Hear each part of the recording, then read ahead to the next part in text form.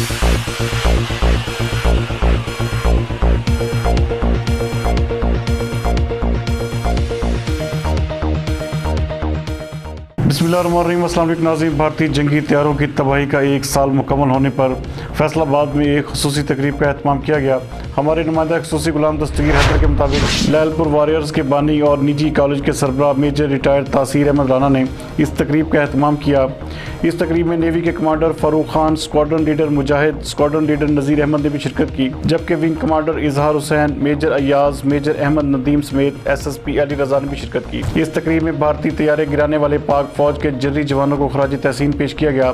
पाक फिजाइया ने जहाज़ों के मॉडल्स, कैलेंडर, पोस्टर्स, स्टिकर्स, की चेन का स्टॉल भी लगाया। इस मौके पर स्क्वाड्रन लीडर नज़ीर अहमद का कहना था कि 27 फरवरी के ऑपरेशन में 7 भारतीय तैयारे गिराने का मंसूबा था।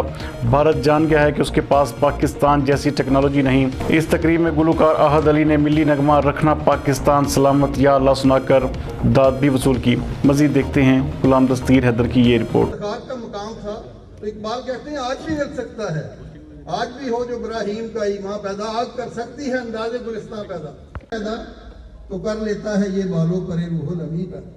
मेरी दुआ है कि अल्लाह रब्बुल इज्जत यकीन की दौलत से हमें सरफराज करे और इसी तरह करम मुझको झुकने नहीं देता है सहारा तेरा। तो हमें तो अल्लाह रब्बुल इज्जत और उसके नबी सल्लल्लाहु अलैहि वसल्लम का सहारा है, तो झुकने की जरूरत नहीं है, सर ऊंचा करके पूरे कद से खड़े होने की जरूरत है।